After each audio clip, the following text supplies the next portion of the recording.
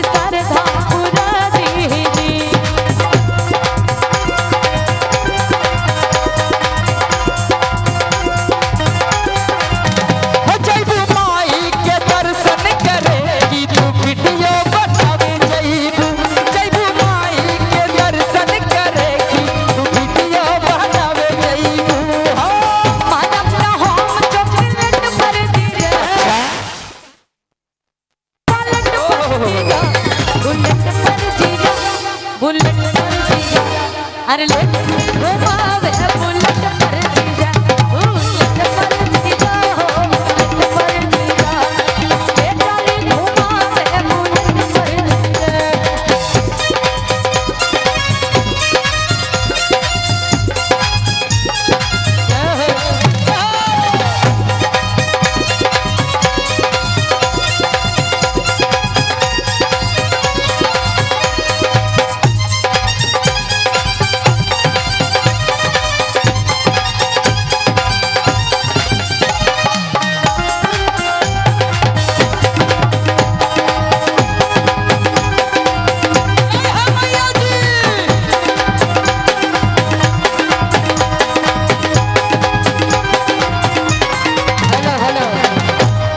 गमछा वाले भैया का नाम क्या है?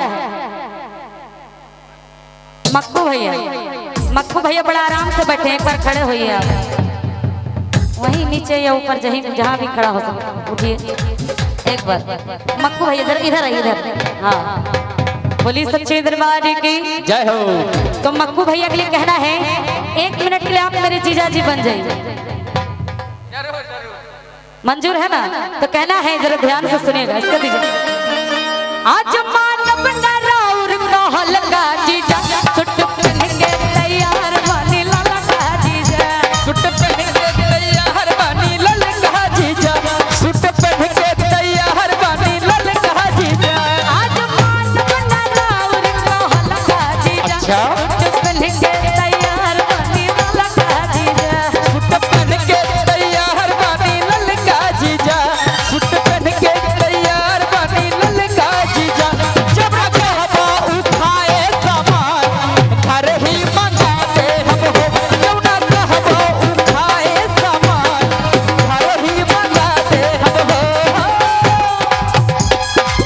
मानव हम चॉकलेट पर जीजा अच्छा चौमी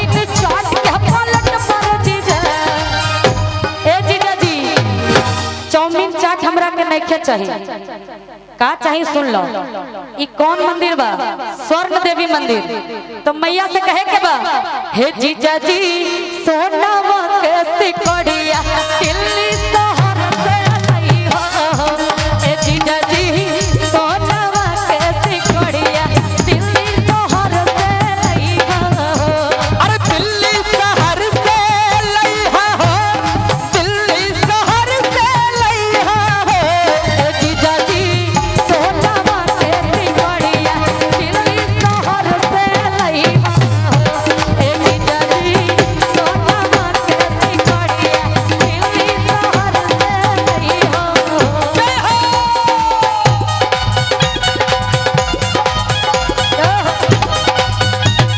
नाच के जीजा जी।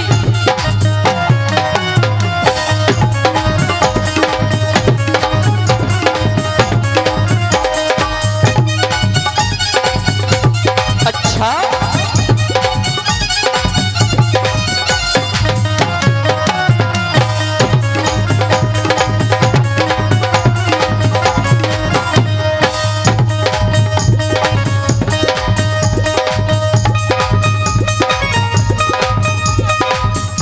आज सगरों पंडाल में घुमाती जब मलक के सरधा उड़ाती।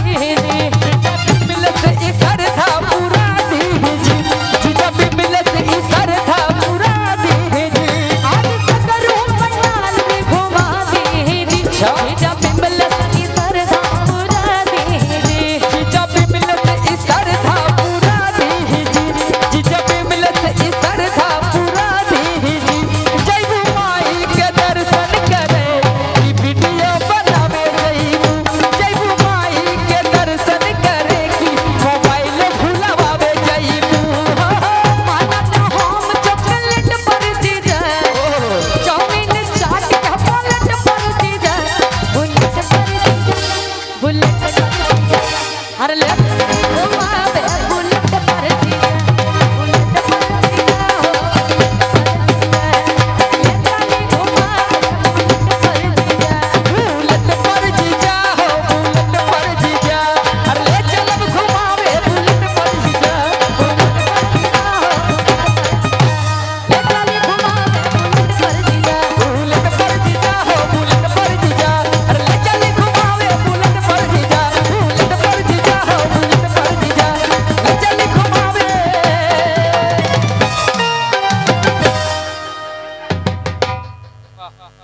ऐसा ही